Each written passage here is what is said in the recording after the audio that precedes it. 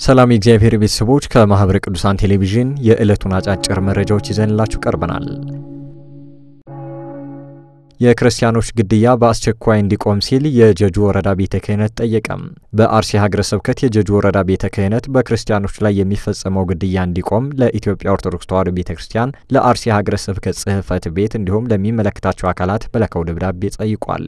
ወረዳ ቤተ ክህነቱ በስሩ በሚገኘው የአንጎደቻ ቅዱስ በዓለ ወልድ ቤተክርስቲያን አስተዳዳሪ ቀሲስ ተስፋዬ ዓለሙን ጨምሮ የሀገር ሽማግሌዎችና የአካባቢው ነዋሪዎች መገደላቸውን ያሳወቀ ሲሆን በጥይት ተመተው በሕክምና ላይ የሚገኙና ቁጥራቸው ያልታወቁ ምዕመናን ታፍነው ወደ ጫካ መወሰዳቸውንም ገልጿል። በመሆኑም ሀገረ ስብከቱና የሚመለከታቸው የጸጥታ አካላት ታፍነው የተወሰዱትን ምዕመናን ያሉበትን ሁኔታ እንዲያሳውቁን ሲል የጠየቅ ወረዳ ቤተ ክህነቱ በአካባቢው ለሚገኙ ክርስቲያኖች ጥበቃ እንዲደረግላቸውና በኦርቶዶክሳውያን ላይ የሚደረገው ግድያ እንዲቆምም ጥሪ አቅርበዋል።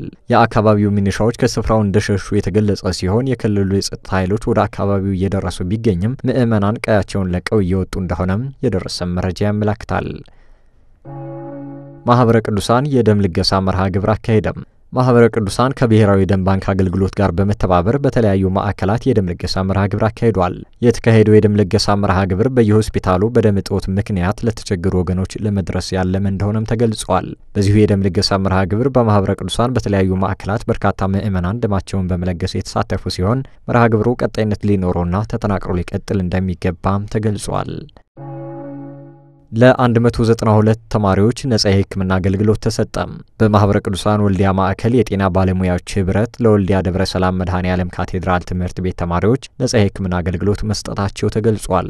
በአገልግሎቱ የአጸደ ህጻናት ተማሪዎች እንዲሁም ከአንደኛ እስከ 6ኛ ክፍል የሚማሩ 192 ተማሪዎች የሕክምና አገልግሎት ማግኘታቸውን የጤና ባለሙያዎች ህብረት አስተባባሪ ዶክተር ዮሴፍ ጌትነት ገልጸዋል። በአገልግሎቱ 4 የህፃናት ስፔሻሊስት ሐኪሞች፣ 7 ጠቅላላ ሐኪሞች፣ 4 ነርሶች እንዲሁም 2 የማህበረሰብ ጤና ባለሙያዎች የተሳተፉ እንደሆነም በማህበረ ቅዱሳን የወልዲያ ማዕከል ሚዲያ አገልግሎት ክፍል ያደረሰ መረጃ ያመለክታል። በሀገረ ቻይና የቤተክርስቲያን አገልግሎት ተጠናክሮ መቀጠሉ ተገለጸ።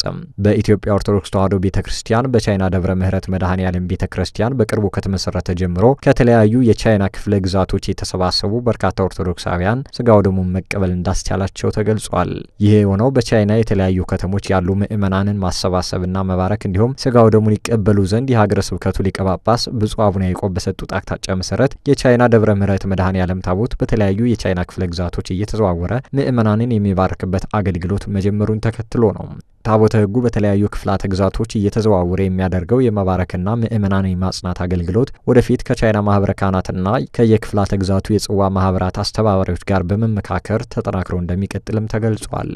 መረጃው በቻይና የኢትዮጵያ ኦርቶዶክስ ተዋሕዶ ቤተክርስቲያን ሚዲያ አገልግሎት ክፍል ነው።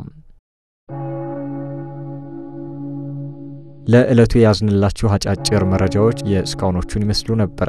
ሰላም እግዚአብሔር ከሁላችን ጋር ይሁን። ከቀሪ ጣቢያችን መሰናዶች ጋር መልካም ቆይታ